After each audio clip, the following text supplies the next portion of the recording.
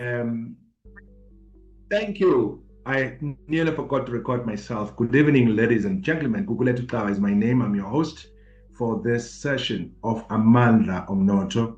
And as I was highlighting before we started recording, that Amandla Omnoto is a platform for social economy, which has been in existence for about 2 decades. And we're driving social economic development. We're driving entrepreneurship across the length and breadth of the country. We're in Eswatini today, this particular weekend, precisely because we're dealing with issues of economy and entrepreneurship and industrialization all across the continent. And we're excited that there are so many things happening in our continent, good and bad, but more good than bad, I suppose.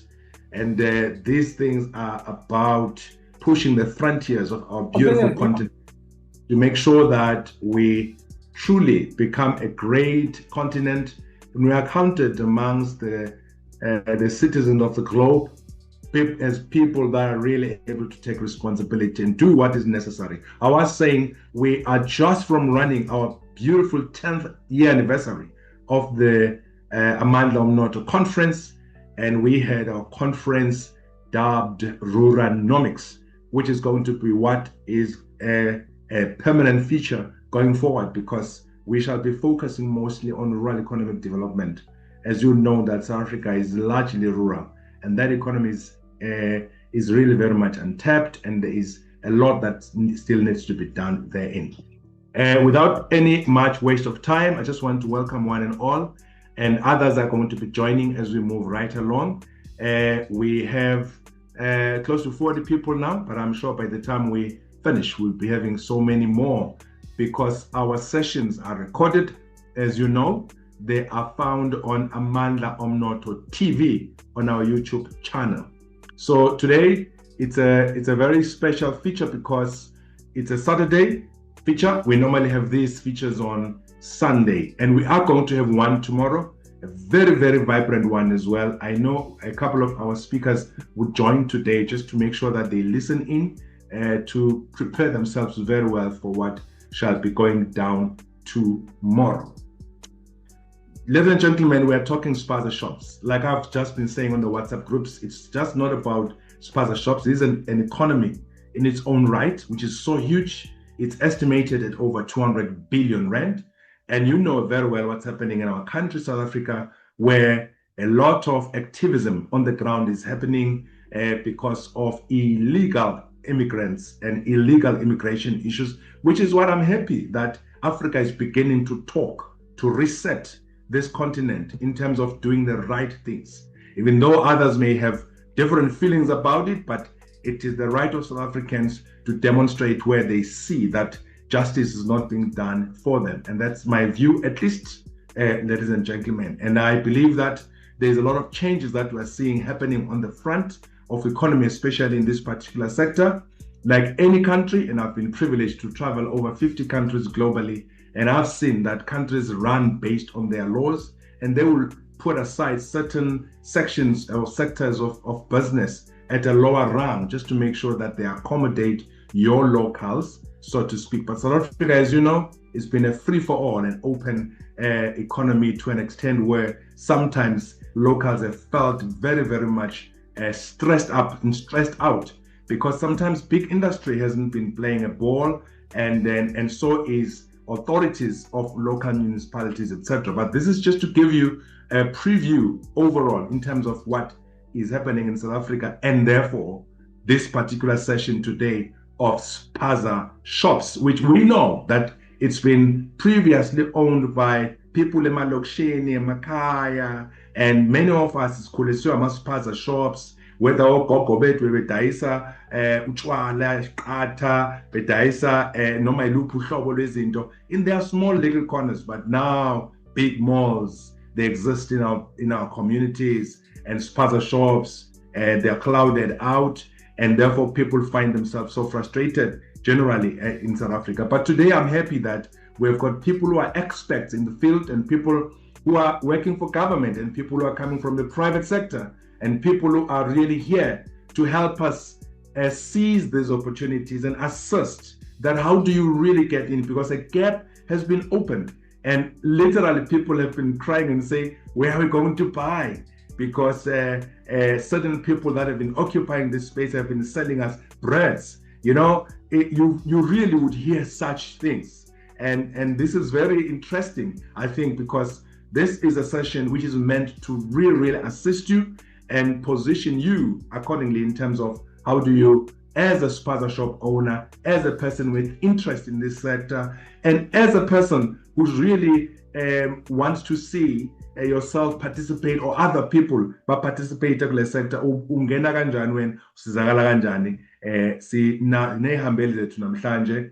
And I'm going to introduce just one of them, and that one is going to be taking us through all the way. I will be coming in and interject where there will be a need to ask questions, because we'll be taking this and in a sort of like a structured way. I've got Benji Seihlamo from the city of Johannesburg. Benji is an acting director of the Economic Development Facilitation unit within the Department of Economic Development in the city of Johannesburg. And obviously has got guests that he's brought along with, and he's going to talk to us about who's going to speak first so that we are all aware of what's going to be going down today. Thank you so much, Benji. Open, my brother, and over to you. You'll give it back to me when the time is right. Thank you, sir. And good evening to everyone on the platform. And thanks again, Chair, for the opportunity to talk to our people about Spaza shops, but also thanks to my colleagues, the strategic partners that have agreed to be part and parcel of this engagement. And I think everyone who's on this platform is going to benefit from what they are saying and what they are going to be presenting to us. So I work for the city of Johannesburg, and Chair, I'm fully aware that this platform is national, so there might be people from other municipalities who operate differently in terms of formalizing and regularizing Spaza shops in their own jurisdiction. But I think somehow the process is somehow similar in a sense that for one to get a Spaza shop permit, they would literally have to start with applying for a land use consent permit from the Department of Town Planning or Development Planning. And then the second permit that they would apply for would be from the fire department, because actually all the Spaza shop require a fire permit because of the building materials and also the food that they sell. And then third, they would require a certificate of acceptability or health certificate, of which they apply for at the Department of Health or Department of Environmental Health. And lastly, their local economic development departments would then issue them out with a Spaza shop permit. The process might be somehow different, but it's similar across the majority of the Spaza shop of the municipalities. Without further ado, I want to invite Makro. Reason being that Makro has a program that focuses on Spaza shops, and they're going to talk to us for about 15 minutes about that. Once they are done, Chair, I'm going to invite Wakanda. I've got colleagues from Wakanda also who are going to talk to us about their DIME program supported by the United Nations Development Program. They will talk to that also for 10-15 minutes. Once they are done, I've got a colleague from NAFCOC. She will also talk about NAFCOC and how they are supporting Spaza shops nationally. And then lastly, I will bring in my colleague from Business Culture, who will talk about the upcoming Spaza Shop and Informal Traders Summit and Expo. So in that format, Chair, that's how we will get our presentations. In between those presentations, we will allow the platform to ask questions or comment if there's any before the next speaker. So, Chair, without further ado, can I kindly request Makro Dashan to come in and talk to us, Chair? Thank you so much.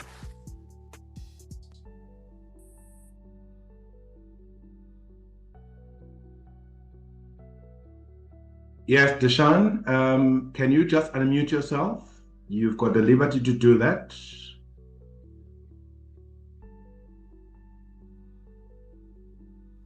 Good evening, everyone. Thank you for your time.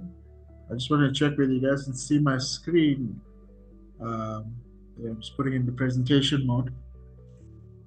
So I think this is firstly, thank you guys for the opportunity for allowing us to invest in the economy and help you build your business and help you be a part of this journey. And I think the big thing from Makro and Mass Cash that we represent today, the jumbo stores, is why do we exist? We exist to save people money so that they can live better lives. That's the purpose of why we are here.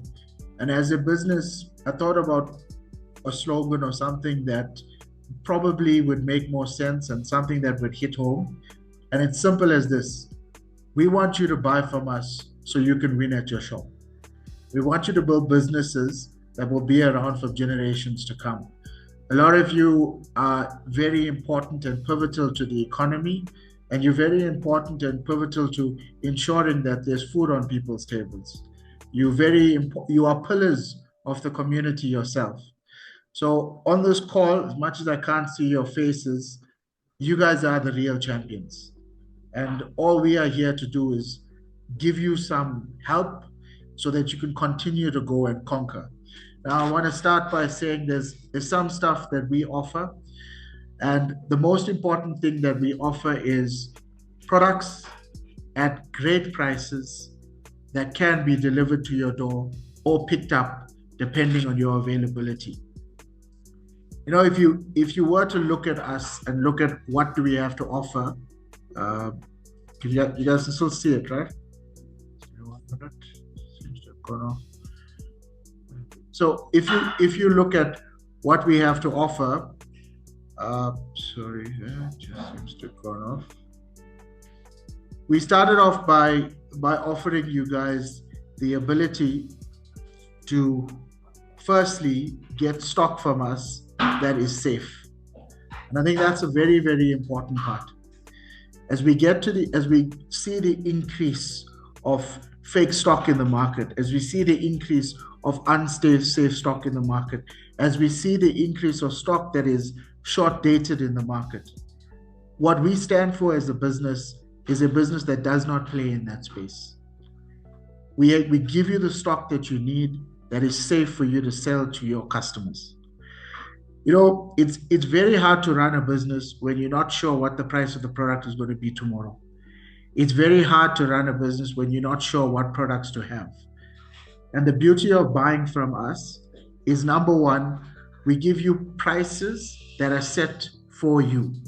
Now, if you're a Spaza shop today, the next time you walk into a Makro, or the next time you walk into a cash and carry store, a Jumbo, or a Market cash and carry, or a Weir's or a Brown near you, make sure you go to the counter to register as a Spaza store.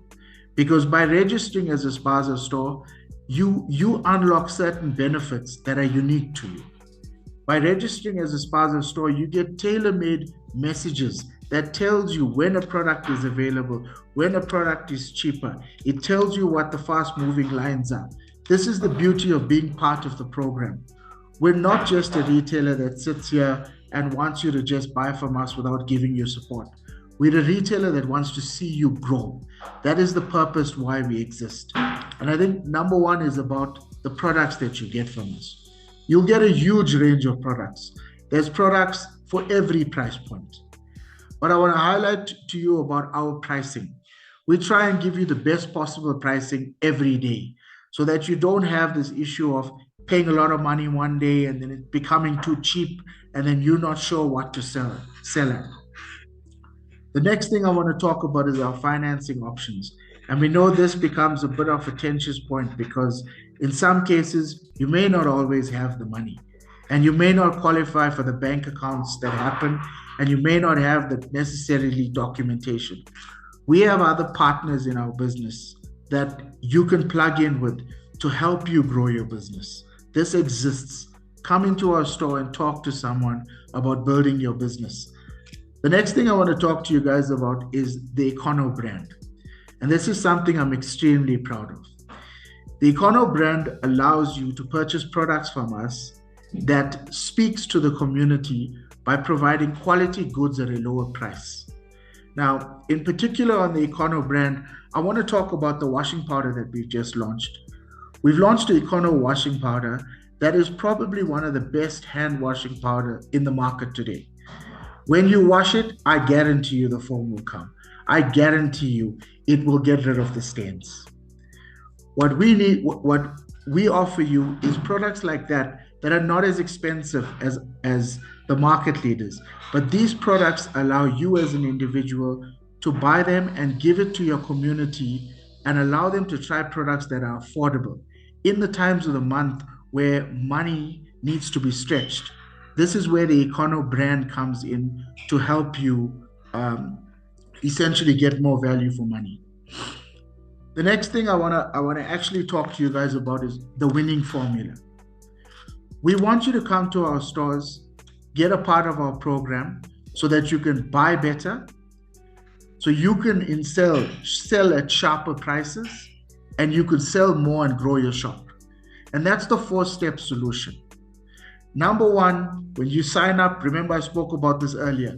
When you sign up, someone's going to talk to you about the products that you can have in your store. They're going to talk to you about the range you can keep. They're going to tell you about the Econo range that we have, including the maize and the smaller packs that exist. And I mean, we all know what Mampara Week looks like.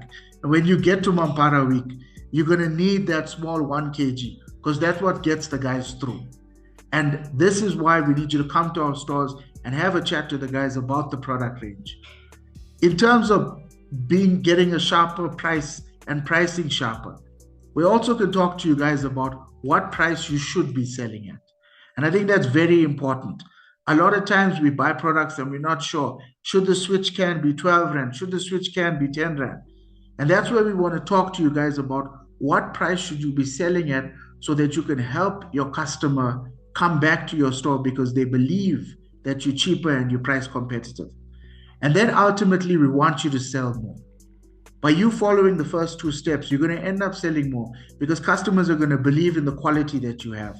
Customers are going to see the range of products that you have, and customers are going to build trust with you. And hence, we know you'll grow your shop. There's 3 ways you can essentially shop from us. 1, you could walk into our stores and shop when you register.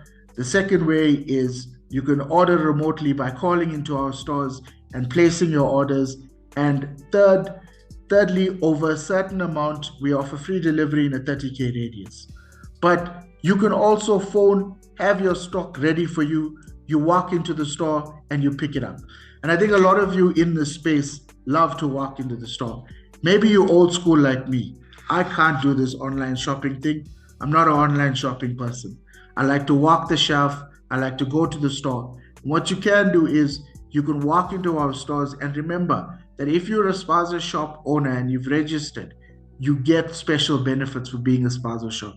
We also have a dedicated team, a sales team of CROs and reps that help you. These are the people that help you build your business.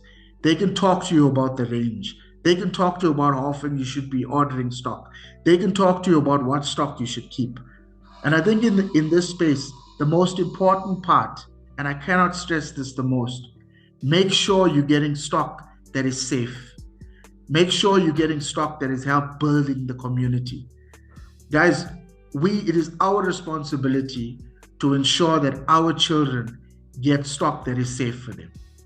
And this is why, as a business, we are very stringent around the suppliers and the stock that is in our store. This is the number one drive that we take as a business. We will not load suppliers that are not safe.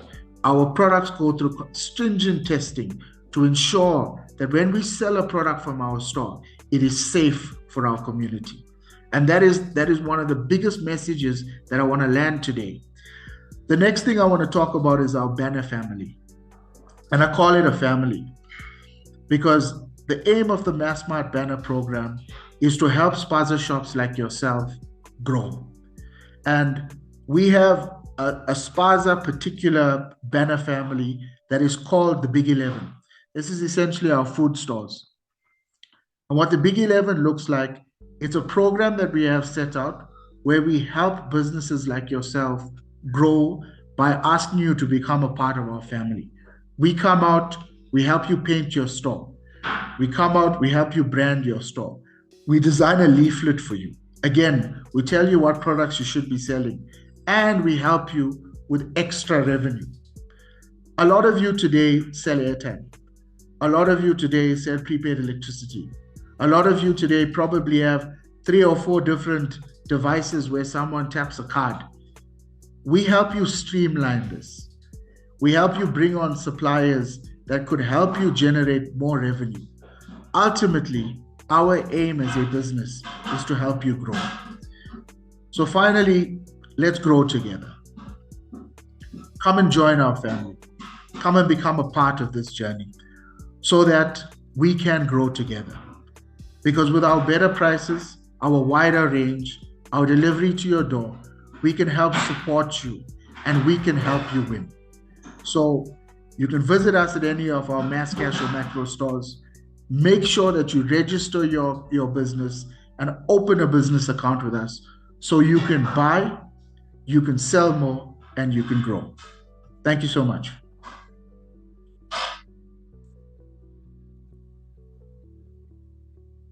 Thank you so much, Dashan. Chair, I think I'm going to hand over to you so that you can run the Q&A session for us, and then I'll introduce the next speaker once you're done. Thank you, sir. Thank you so much, Dashan. That was very short and concise. I think very encouraging to hear that Makro is really there to help our Spaza shops, because, you know, people spend a lot of money buying from these big wholesalers, and if you've got such programs, it's much appreciated. I'm not gonna hog the space. I will ask people to really raise their hands and ask questions. I've got my brother Joe from the States, and I'm sure you've got a question for Toy. Please shoot. Thanks, Nkosi. I appreciate it. Dashan, thanks for that information. I'm going to ask a question based upon the Walmart brand, and I'm glad to see that Walmart has become successful with Massmart and Makro in South Africa. But here in the States, the Walmart Foundation normally funds each individual store with grants to be shared with the community. Is that footprint going to either be implemented and emulated in South Africa in order to grow the smaller Spaza shops, which helps with capital and bring more customers in by doing community events? Thank you very much. So, thanks for that question, Joe. I think what we have in South Africa is our banner family. And I'm going to give you guys a great example, and probably the best way I can answer this. I grew up in Chatsworth, and at some point, my mother lost her job and she had to open up a business. And she went out and she opened up this particular business, and that business was about, her aim at the time was to send her kids to university. And thank God she got 3 sons, all 3 of us went to university, and we never came back to run the family business, and the business essentially closed down. And the biggest gap and the difference between that business continuing and closing down is actually about the education and the resources that people have and the help, the big brother that business kind of needed, right? And what we've done, Joe, in South Africa as Massmart is we've gone down this journey of the banner program, which is essentially that bigger brother that helps businesses grow. And I encourage you guys to go into the store and ask them, how do I become a banner member? What is banners all about? We don't just help you from a financial perspective, we help you from a business perspective, because there's a lot of grants out there. There's a lot of people currently today that can help you fund your business. There's a lot of people offering cash in, but it's the other stuff. It's the soft skills. It's the what product should I range? It's the how should I sell my products? It's the what price should I be selling? It's the when does a new product come into a market? That's the stuff that often in the Spaza world, I feel like no one helps the owners with that part. And as Massmart, that's the part we've doubled down on and taken seriously. I hope that answers your question. Cool.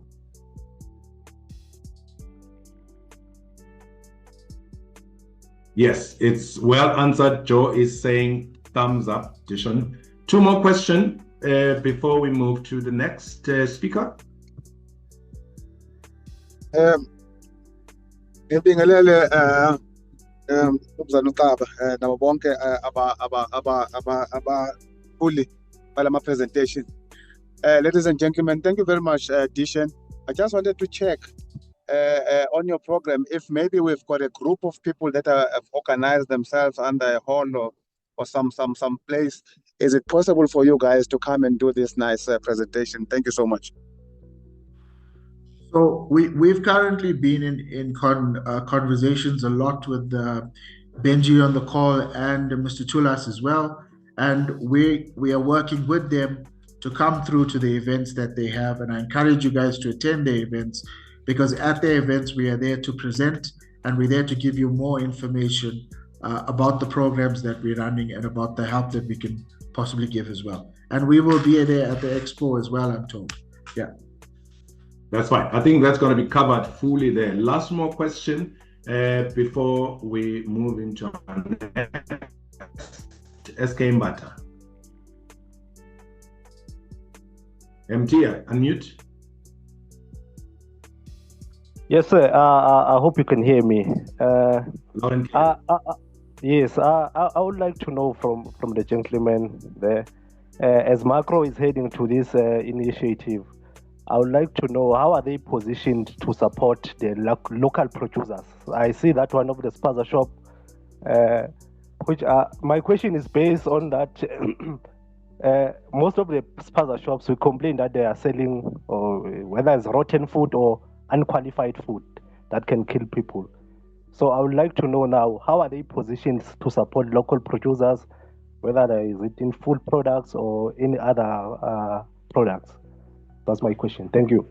Ntia, very, very important question. Deshan, that's very important. We've got lots of people on this platform who produce. Yeah. So I think, guys, there's number one, what's in our stores, right? And I'm going to take the question into two parts. Number one is what's in our stores. As a retailer, as a brand, part of the Walmart family, and as the Massmart family, we take stock incredibly seriously. It's the most important thing for us. So number one, the stock that is in our stores goes through a stringent check. Suppliers that sell at our stores go through a stringent check. The reason why we do that, and I'm going to tell you right now, there may be some stock that you won't get at a Makro or a Mass Cash, and you might find it somewhere else. And some of the times, the reason is because the supplier didn't meet our standards. And I'm going to call it our standards, because our standards are there put into place to ensure that there is safety, to ensure that we don't end up in a situation where expired stock ends up in the market, to ensure that we don't end up in a situation where kids get poisoned. That's the number one thing that we put together as a brand. Now, we can help you with guidelines, but if you are a local producer and you want to become a part of it, we currently don't have that part available today. But what we do have is, if you do purchase stock from Makro, if you do purchase stock from Mass Cash, you can rest assured that the quality of the stock that you purchase is of a premium grade. That is what you can rest assured. And that is why we take it very, very seriously in terms of the stock that flows through the store. And I want to say this, guys, a lot of people, a lot of times end up sending stock into the Spaza market because they believe it's the easier way to send it and no one's going to check. And that's something for us as community members. It's for us as business owners to stand and say enough is enough. We want quality for our townships. We want quality for our market. We want our kids to get the same quality as the retailers in the more affluent areas. This is a demand we need to put in. And this is why Massmart is stepping up and Jumbo steps up and says to you, buy from us. Because when you buy from us, you know you're going to get quality. Cool. Thank you, Dishon. I think that's very, very important for me. I've been the board member of Food and Beverage CETA until last year. We were seized with having to deal with those issues, though we are responsible for training. But again, it was on this very same point you've made that, the death of so many children, actually one death should have caused a stir, but because we have been too desensitized now, when one child dies because of some wrong food that has been manufactured in some horrendous place somewhere, we just, push it aside. So many kids died in the past few years. This I know for a fact, and we cannot allow it in this country, and we need such standards. I think we are going to have another session, I think, through Benji, that will talk about the supplier part, because we really want to be part of the supplier chain. Colleagues, I'm not going to allow more questions on this because we've got other speakers who need to come in. Zamzam, if you can just hold that a little bit.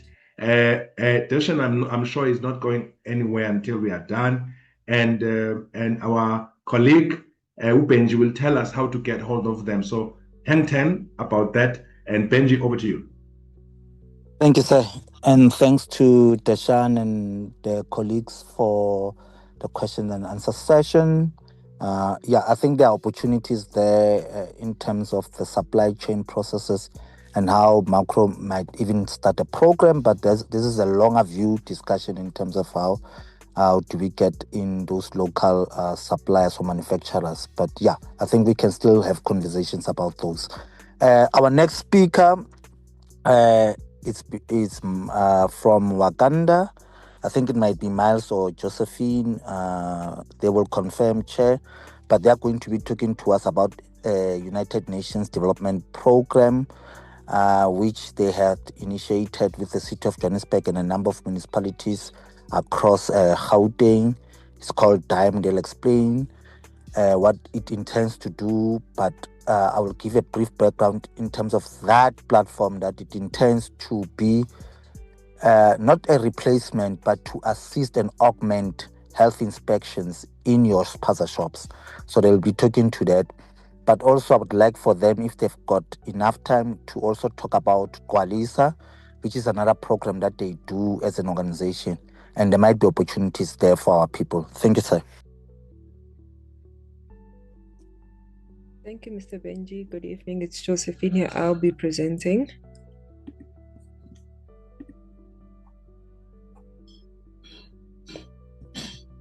Can everyone hear me clearly? Loud and clear, Josephine. Awesome. Thank you. Good evening, everyone. Thanks for the opportunity, Mr. Benji, for presenting today. As mentioned, I will be speaking about DIME, which is the Digital Innovations for Modernizing the Independent Economy.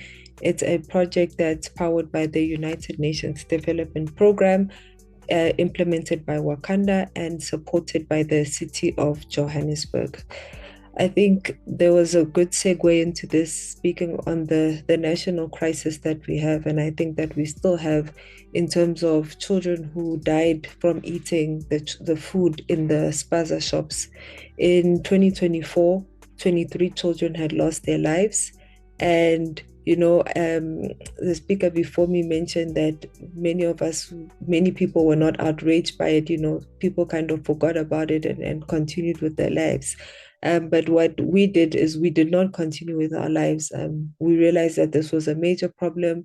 And with the United Nations Development Program, we said that something has to be done about this. We can't have more children who died, and we know more children died subsequent to 2024 from eating food in the Spaza shops. So before I go into the solution, the 4 challenges that we picked up on when we started just delving deep into this and understanding exactly what the problem is that many Spaza shops are unregistered, so they operate without registration. There's very low food safety compliance. So as Deshaun mentioned, we can speak about getting food that's good quality, and it's within, it hasn't reached expiry dates, it's not fake food. But if there's also low food safety compliance within the Spaza shops, that's also a problem, because we've got pest control issues, we've got issues where food is not being stored properly, etc. So we realize that this is a major issue within Spaza shops. The third one that we picked up on was that there's no digital monitoring. So there's no systems to track what the Spaza shops are doing, what are they selling, how are they able to see whether they're compliant or not, how are they able to see whether they meet food health and safety standards or not. So in terms of just digital integration within the space, it was almost close to nothing. The only digital integration that we really saw was with maybe point of sale systems, where people can buy with digital payment systems. But besides that, there were no digital systems that were linked to health and safety. And then the last one was lack of training and support. One thing that we did realize as well was that I think a lot of people don't open a business with the intention of children dying, or the intention of killing children. And we did realize that there's a gap with training and support. So many don't even know the R638 food safety standards.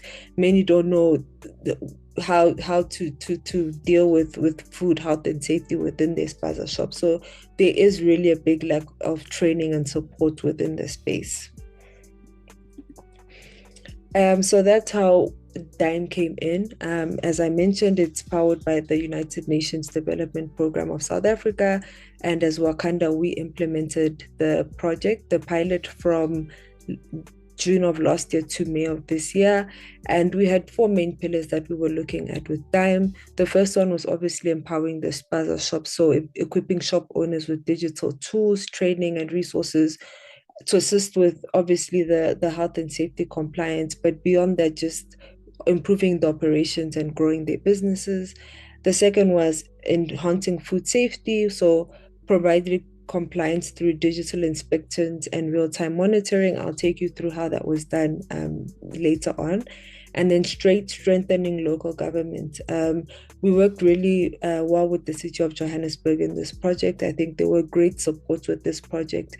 I really saw, and it was just a testament of how willing and eager the city is to make sure that we don't have what we mentioned before, deaths within Spaza shops and non-compliance. So just the strengthening of the local governing with the data and the insights, and even with the support that we got from them, is something that we focused on within the project. And then the last one was driving economic inclusion and sustainability within Spaza shops. So with this, we all said that, at the end of the day, we want to see more resilient, formal and competitive Spaza shops.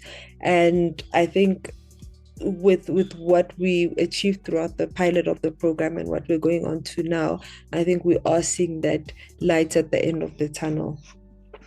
So just to quickly take you through some of the impact, like I mentioned, we ran the pilot from June 2025 to May 2026. We registered over 43,000 Spaza shops on the platform that was created, which I'll take you through. We had over 89,000 AI-powered food safety inspections.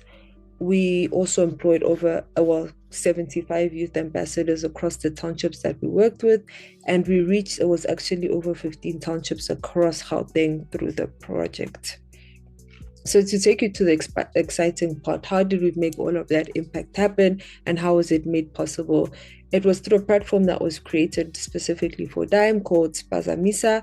And with Spaza Misa, what it is essentially is a tool that works with Spaza shops, or any cooked food business in general, to allow them to be more food safety compliant. So you register your shop onto the platform, and we have an AI inspection functionality where you scan the shop with your camera on the phone, and it picks up on all the all the health and safety standards that the shop should be meeting, or if the shop is meeting, it will tell you that it's meeting the health and safety standards. It then documents every inspection that a Spaza owner does or food store owner does. It documents every inspection, and then you're also able to see the improvements of the shop. So it could be from little things, something like Spaza shop owners don't know you can't store a detergent with a food next to a food item, directly next to a food item. A change like that can make a difference. You can't put food items directly on the floor. There has to be something with the food items. So it picks up on things like that. It's a really cool tool, I think, even in terms of scanning barcodes. If I'm not mistaken, it can also scan a barcode to see if the product is legitimate or not. When is the product expiring? And like I said, it allows Spaza owners or business owners to track their progress. So if you've made changes, that documentation will tell you that you have progressed. Your shop it was 30% compliant and now it's 60% compliant. So it's basically a food safety inspector or food safety officer in your pocket. And then lastly, it's access to support and training and other opportunities. Through the project, we're able to partner with other telcos and other retailers so that we can provide additional support to Spaza shops beyond just the health and safety.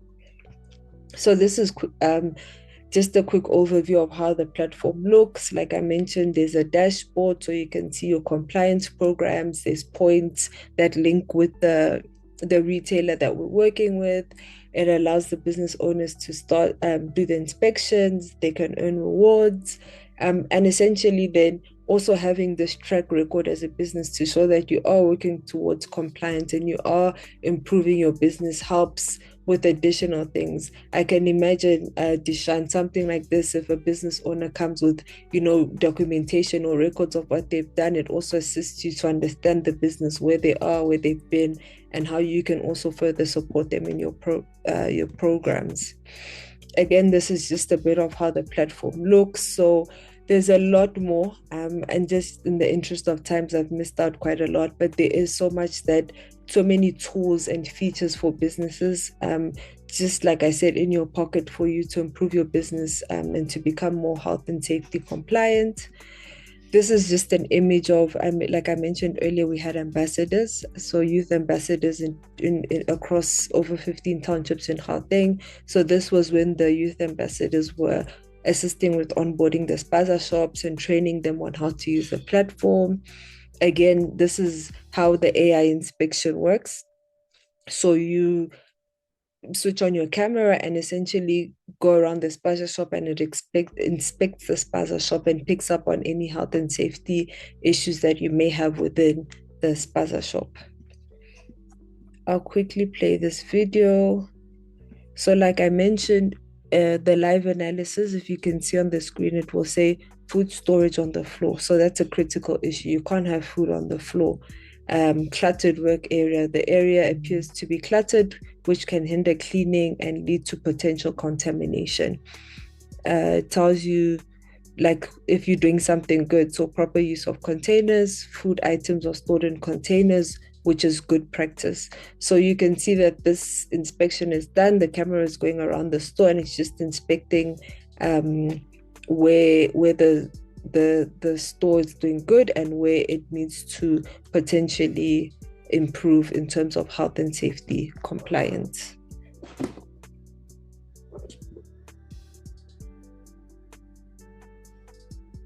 So here it says again, personal items and food storage, waste bin without lid. So it picks up on every potential error that the business has. So what's next? As I mentioned, the pilot ended in June of this year, and we really assessed and we listened and we identified many challenges within Spaza shops and what Spaza shops were facing. Like I mentioned earlier, no one starts a business with the intention of harming others or hurting others. Well, most people, I think, don't start a business without the intention of harming or hurting or for children dying. And we realized that many Spaza shops do need support and are grateful for support. And support comes beyond just identifying the challenges and the issues that they have within the Spaza shops. So now I can't announce too much, but we will share once it goes live with Mr. Benji to show it with the networks. We will soon begin with the compliance assistance program, where we assist Spaza shops to become compliant, so legally compliant within the city. As Mr. Benji mentioned earlier, there's several compliance documents that the businesses need, so we'll assist in that capacity. We've also built a point of sale system, really good point of sale system that we'll be offering to the Spaza shops that we'll be working with. Again, it's very exciting, and we've used it personally. Mr. Benji mentioned the Twalisa stores. We're using it at the Twalisa stores, and we do think it's a perfect tool for Spaza shops as well to just know what they're doing, understand their numbers, understand their business, and then also just provide ongoing support to the Spaza shops. So at the end of the day, what we want is stronger businesses, a digital economy within the township, and just better opportunities for Spaza shops. So if you want to sign up to Spaza Misa, it's www.spazamisa.co.za. And if you want more information on anything I presented, you can just email me at josephine@wakanda.org.za. Thank you. Well, thank you so much, Josephine. I guess that's as clear as crystal from my end. And maybe before anybody would ask a question, so for one to sign in, to sign on, what does they need to do? Is it a free app, or do you subscribe? Maybe I may have not picked that up. So it is a web app. So it's not, you won't download it on your Play Store or your iStore, but it is a web app. So if you just go to www.spazamisa.co.za, you just sign up there, and you get going from there. So once you've signed up. Okay. Thank you so much, man, Josephine. Questions, please. And yes, so my colleague Miles is on the call. He just mentioned that it is free of charge. So. Oh, thank you so very much. Thanks, Miles. Right. Questions, colleagues? Great, wonderful, inspiring work, Josephine and team. Thank you. That's a comment. Thank you. Right. From Zimase said food and safety cost around 150,000 to Spaza shops comply. I'm not sure Zimase does. Is it that much expensive? Andrietta, well done. This is awesome. Thank you. Right. Zamzam, a question? Greetings to the panels. Thank you, Chair, and the members in the channel. Thank you so much. The question is directed to Josephine. The most challenge that has been experiencing in terms of the Spaza shops is when the non-compliant part, but above that, when that was discovered, there was a time whereby there were around Durban. I'm based in Durban. Around Durban and surroundings, there were people who were going around tuck shops and asking people to pay protection fees.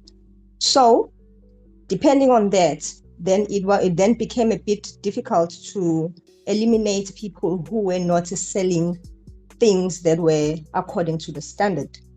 Now, my question is, will there be a continuous inspection from the department or whichever sector that is relevant in terms of checking that the goods that are being sold are in good condition? Will there be a continuous inspection with the tuck shop? And the other question is, what will be the penalties imposed for those that are found non-compliant if ever the inspection has taken place?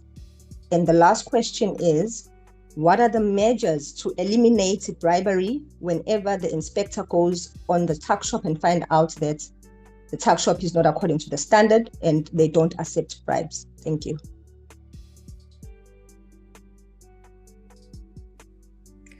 Thank you for the question, Zamzam.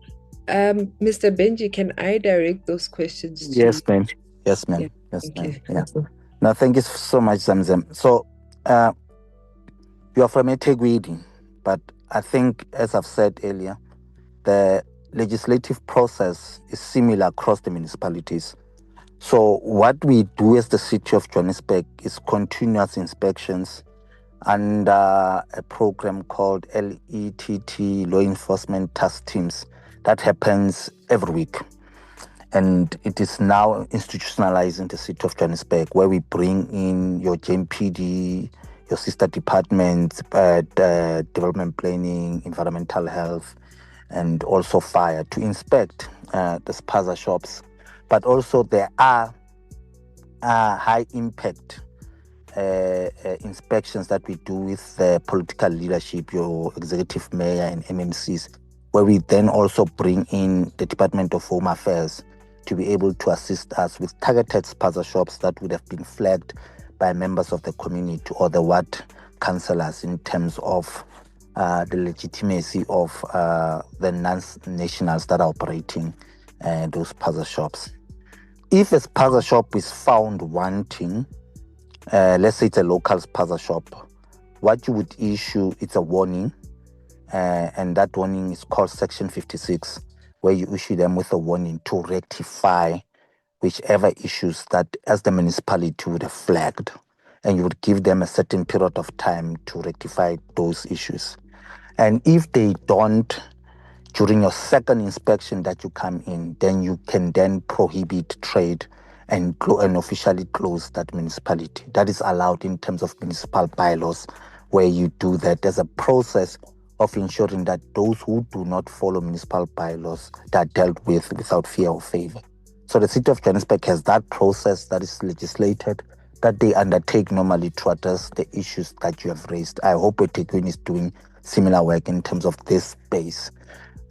What Josephine had presented, Sisi, it's an AI tool which you yourself as a Spaza shop owner can use to assess your food safety space in terms of how clean your shop is, whether there is dust, rats, cockroaches, and so forth. So this AI tool assists you with those things. It's built upon the foundation of Regulation 638. Regulation 638 is a regulation that regularizes how shop owners handle food. So it's a national regulation from the Department of National Health. So what both Josephine and Miles have done is to build an AI app for you in line with that regulation, so that by the time the municipality comes to you to inspect your shop, you would have already done what is required in line with the law. So hence the UNDP supported this program, because what it has done, it has brought in the law into your pocket, where if Bufira a health inspector, they will never question you something different that you have not done, which has been done by that app assisting you. Thank you, Chair. Okay, no, thank you so very much for that clarity, Benji. And one more last question before we move to our next speaker. Okay, I think Josephine, people are appreciating your app, and then that innovation. It's very, very helpful, I must say. I just hope and pray it just goes right all across the country, so that it helps a lot of people, to be able to pick up those things. We've been eating and having our people eating a lot of,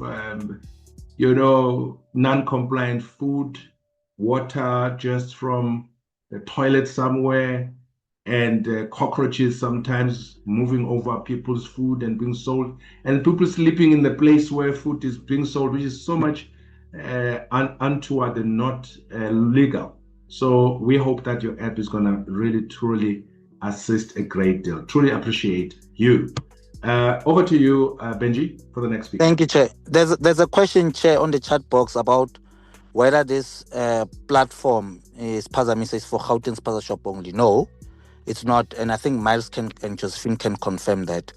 And secondly, I think also that should be a confirmation from us, but I know that the app can be converted or to other languages, Chair. So you can use it in isiZulu, ngeSesotho, Setswana, and all sorts. But I will allow Josephine and Miles to confirm that. But it's not only in English. You can also make it easy, understanding the constituency that is in this space, where or to allow them to be able to use it. And also, Chair, there are lots of requests on the platform for this presentation. So please check the chat box for those. But yeah, can I invite Miles, not Josephine, to confirm those two things, that the platform can be used anywhere in the country. Two, it can also be used, you can use any other language by choosing. I know that Miles has shown me that you can choose any other language in addition to English. Thank you, sir. Yes, thank you, Chair. Benji, it is available in 12 languages. It's national because it's online, and it is free. So anybody can use it any time of the day. You just literally go to www.spazamisa.co.za and you just sign up and you can use it. It's for free. Thank you, sir. Chair, do you want me to proceed to the next presentation? Yes, sir. You can go ahead. Thank you. Thank you, Chair. I would like to invite Umili from NAFCOC to also talk to us about what NAFCOC is doing to support the informal economy, particularly the Spaza shops, and then we'll take questions afterwards. Thank you, sir.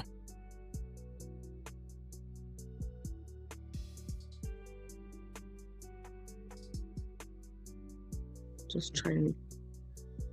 Good evening, colleagues. Good evening, business people, government officials, everybody in the platform. My name is Millicent Nongyewo Sikazwe. I am from an organization called NAFCOC. We are the National African Federated Chamber of Commerce and Industry.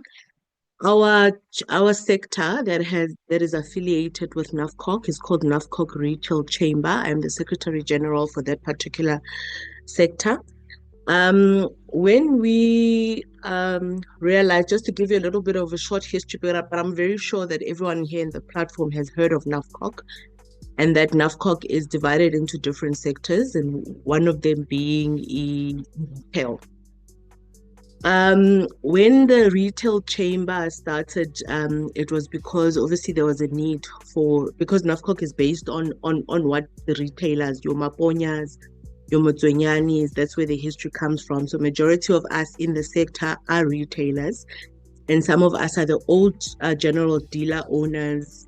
We are the old original Spaza shop owners in the townships. We've done the hawking, we've done the selling on the streets to sustain ourselves.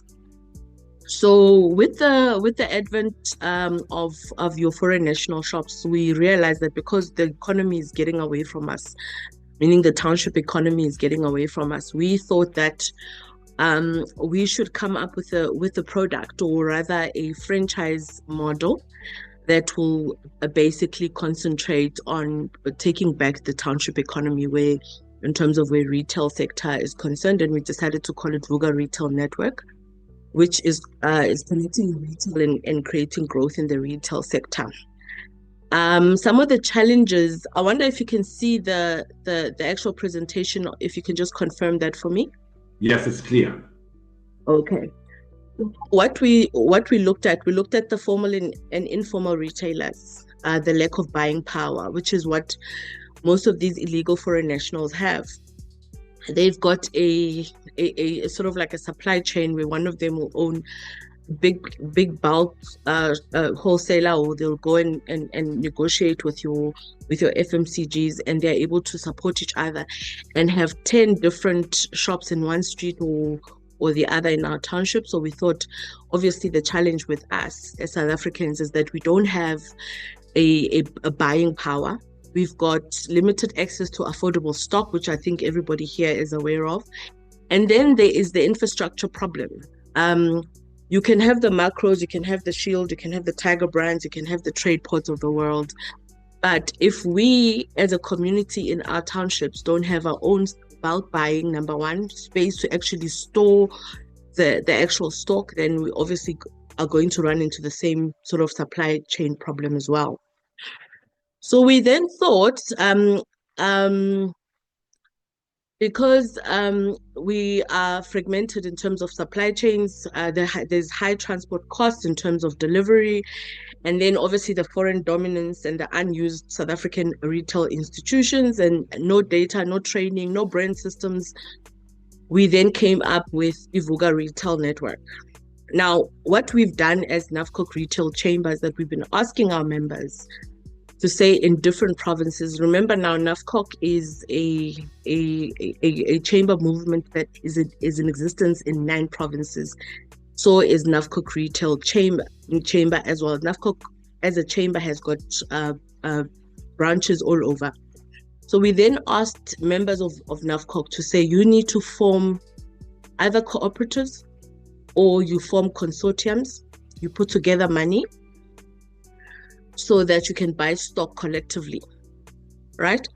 And then in the meantime, us at the national office, we decided to speak to your municipalities and try and get them to give us the unused buildings. There's a lot of the economic zones that are sitting around in either in townships or rural areas that have not been utilized in a very long time, and they've now become derelict. We then said to them, look, government, you can support us in terms of us giving us these buildings so that we can convert them into your national retail franchise network. And then we have the bulk buying power within the consortiums that have been started within the townships. And then we then start something that is called a virtual distribution center.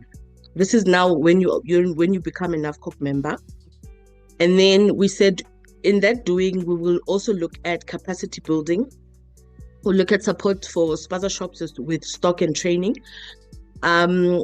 So if you would like to join, obviously you would have to be part of that consortium. Not only would you be part of that consortium, that consortium would put together money, that they would do it themselves. And then we would then negotiate prices for them on their behalf on bulk buying, which means that it's obviously cheaper, and then they've got a better opportunity to compete with your foreign nationals.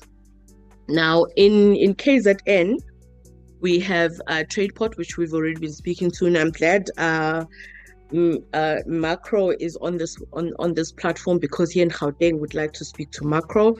And we've all in Eastern Cape, we've already been speaking to Shield.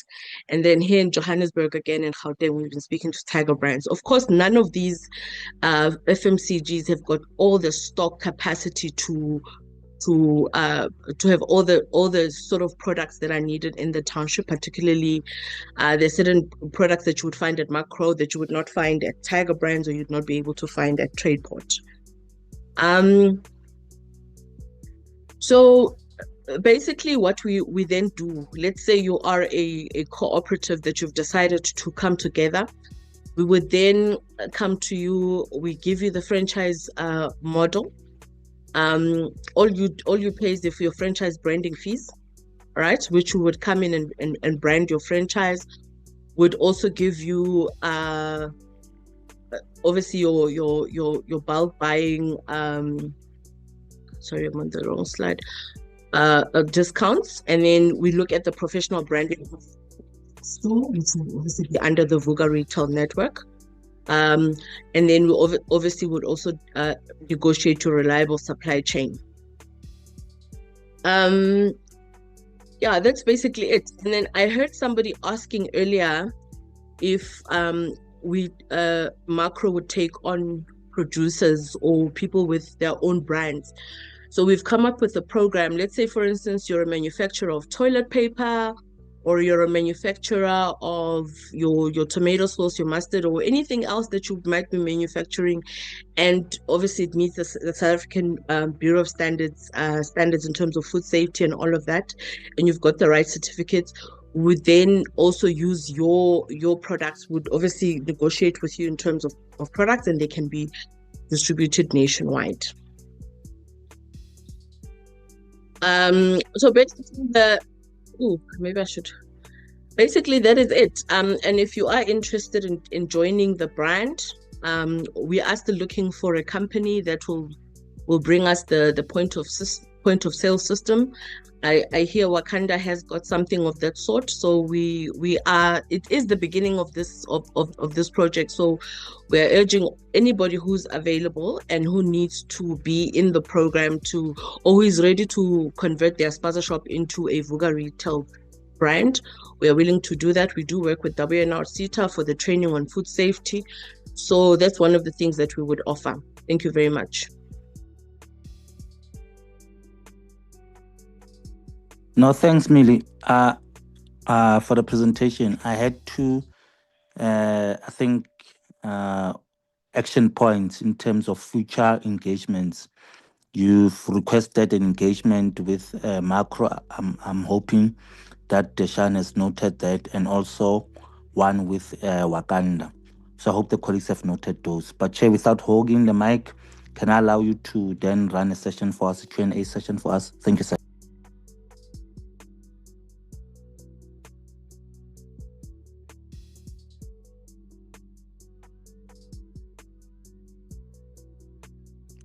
Is the chair still with us, colleagues?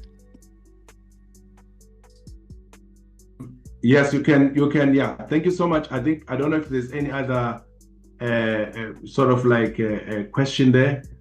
But thank you so much, Millie. Actually, it's very exciting that you as NAFCOC have come on board to really attend to this, because you're a big body that really represents a lot of Black business, because it's mostly Black business, which is highly affected in this entire situation in townships as well as in rural areas. I think, Millie, this engagement will help a lot.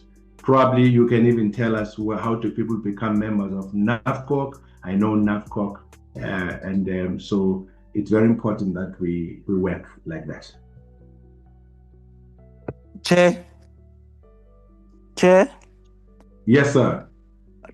Can we also read the chat box? There are comments and questions there. Please read the chat box and please read the chat box and deal with that, Benji, because do that. I would appreciate that.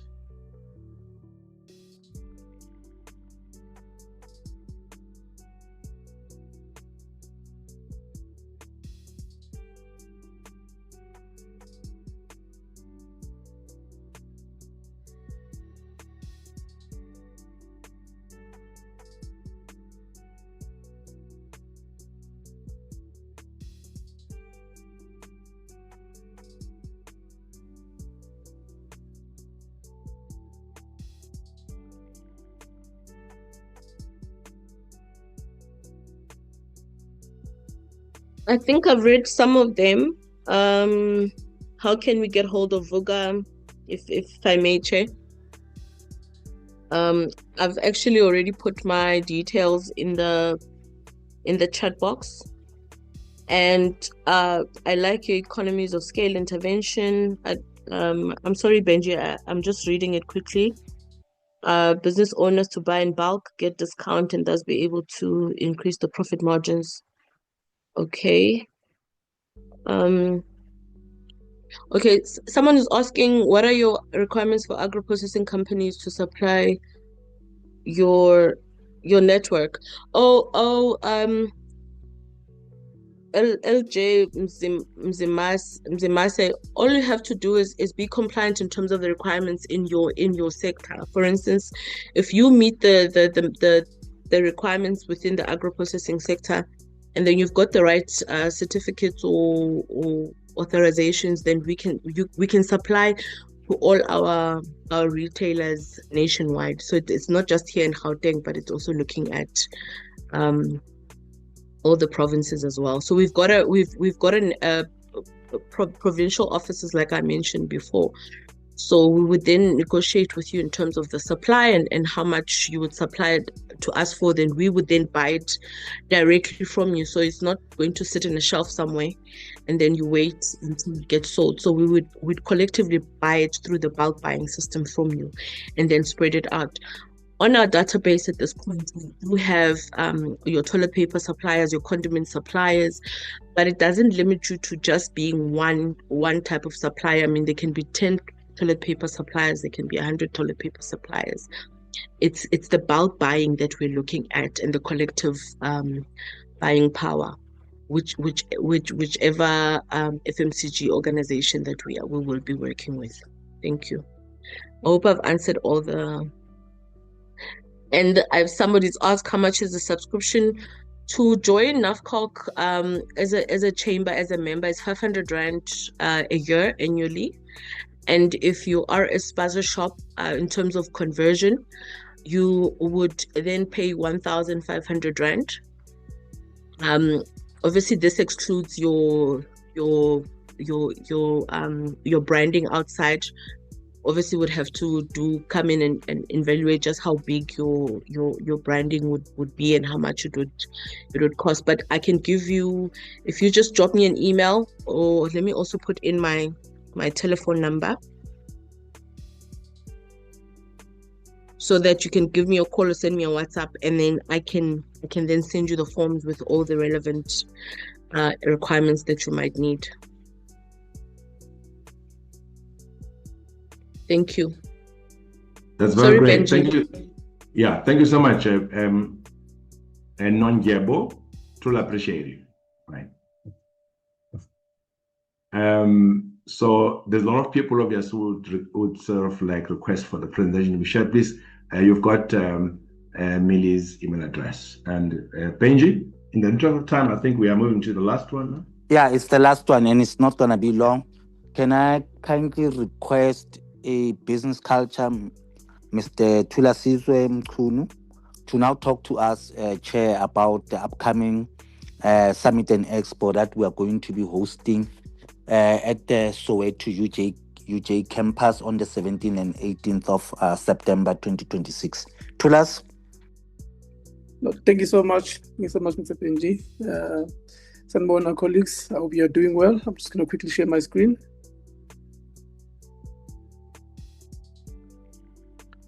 So I just want to check, can you see my mouse? Are you able to see my mouse? Thulas, we see your screen. Yes. Okay, thank you so much, colleagues. Again, so my name is Thulasizwe Mchunu from Business Culture.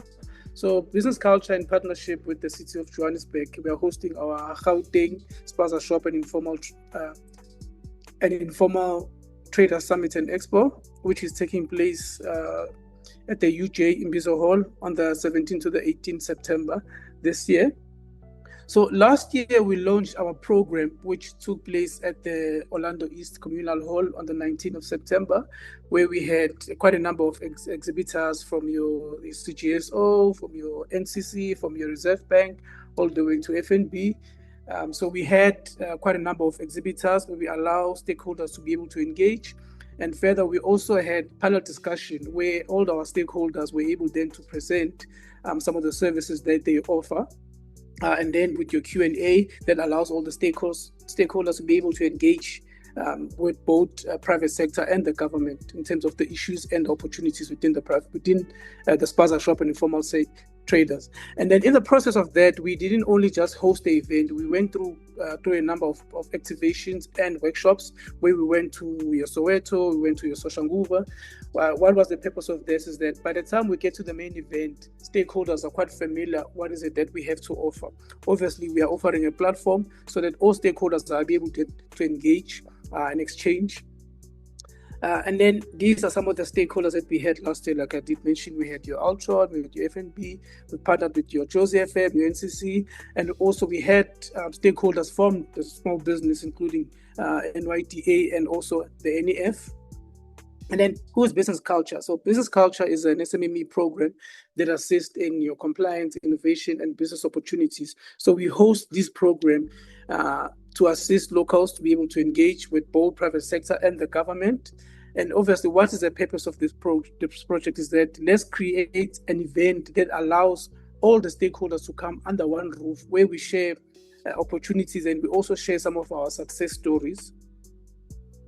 I'm just going to go through. So who are we targeting? We are targeting your Spaza shop, informal trader, your general dealer, from your hair salon, clothing.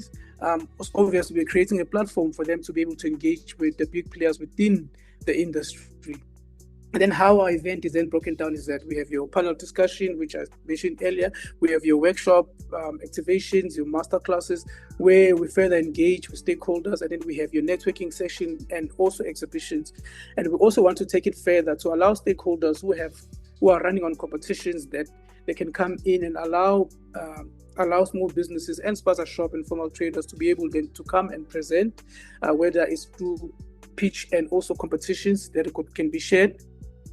And then our event is broken down into how many people are we expecting this year. So far, I think we've reached about 600. So we are targeting about 500. So there's quite a big demand. We are receiving quite a number of emails. So we want to bring in the youth, your students, your learners, your forums, your community leaders, including SMMEs that are within the sector, and obviously exhibitors.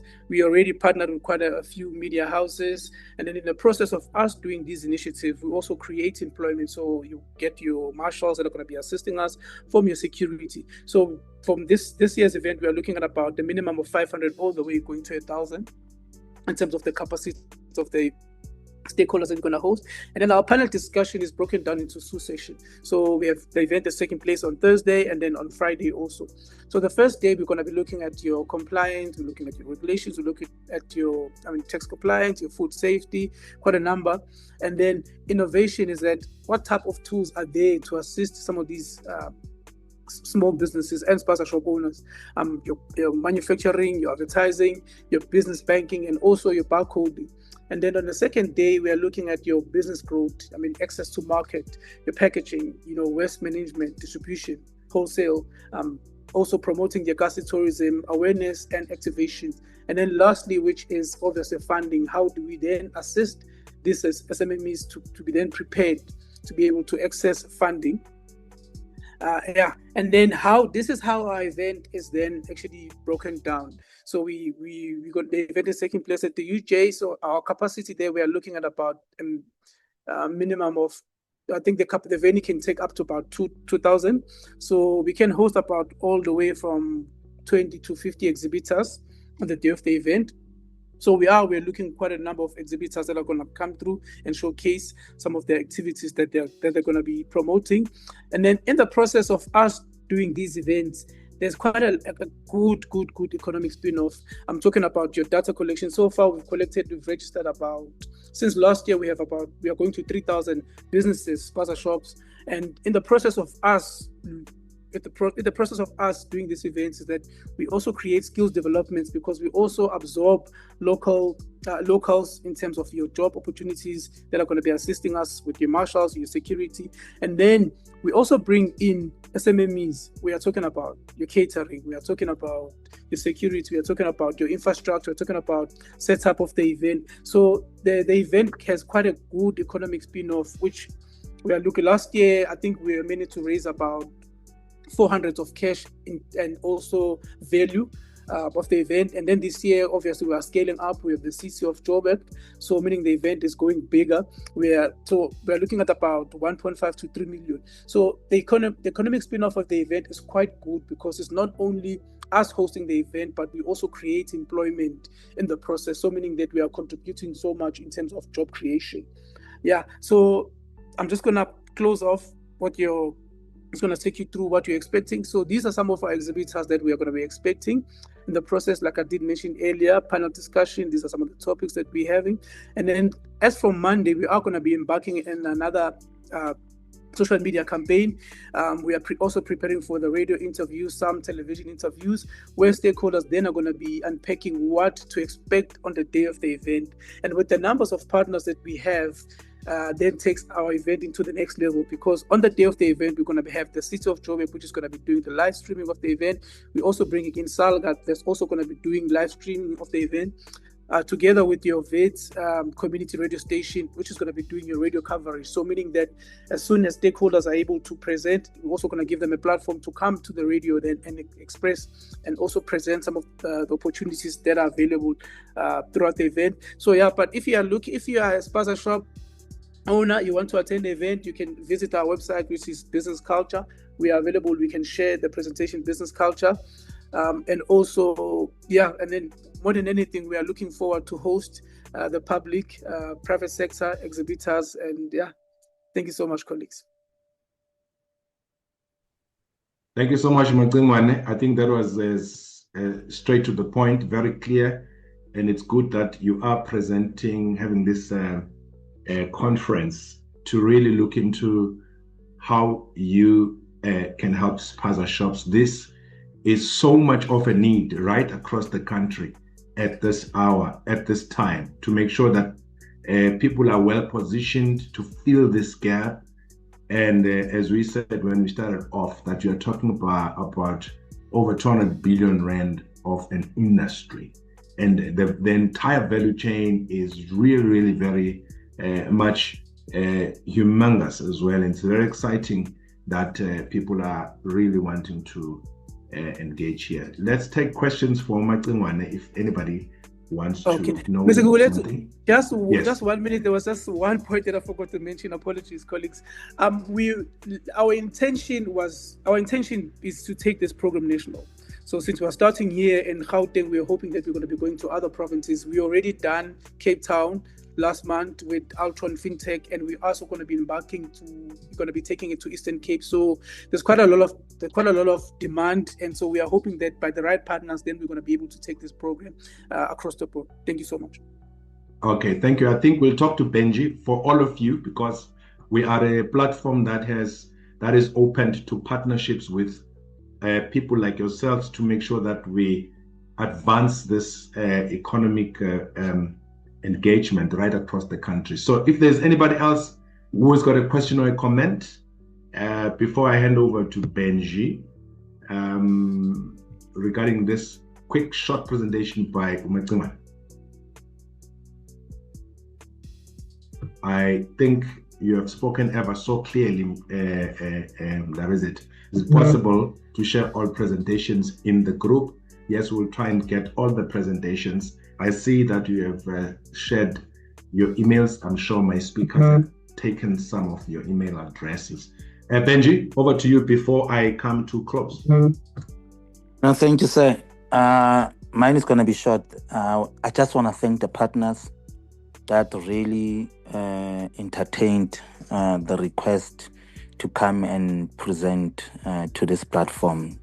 Thanks to Makro, thanks to Wakanda, thanks to NAFCOC, and thanks to Business Culture. I really appreciate you, colleagues, and you know how dearly I hold you next to me and the work that we've been doing in the city of Johannesburg. But I thought it's time for us to expand and show other municipalities across the country, and also the Spaza shops that are not within the jurisdiction of Johannesburg, the opportunities, the services, the products that you offer, and how they can take advantage of that. And I really want to thank you for really coming into this platform and advocating for this sector and the work that you want to do in other provinces. Thank you so much to yourself also, Tate Kaba, for the opportunity for me to come in with the partners and to engage your platform. Thank you, sir.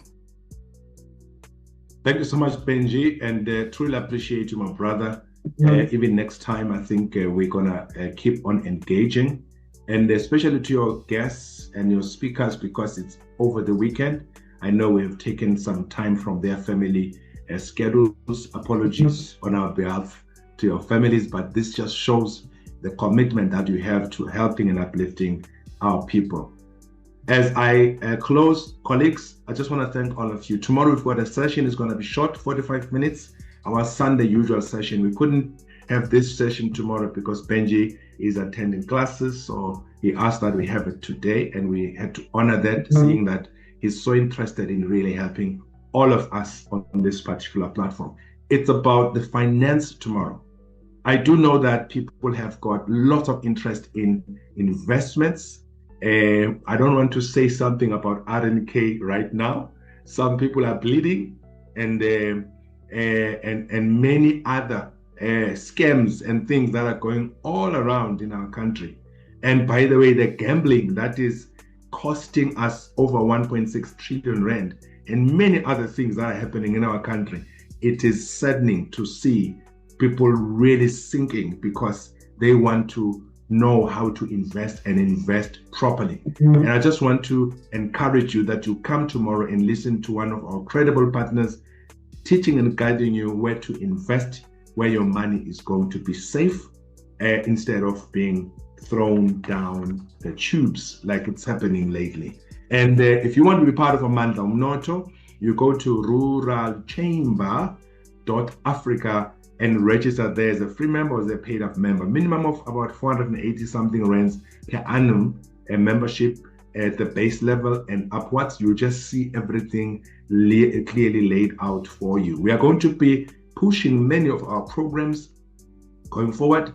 Like I've said, we're in Eswatini. We have got a 30 million rand factory that is being finalized to produce shoes, because we've got our partners here who are from Eswatini and other countries, and as well as we are excited about the biofuel project, which is over $500 million that is being created here, which we've been pushing as Amandla Umnoto.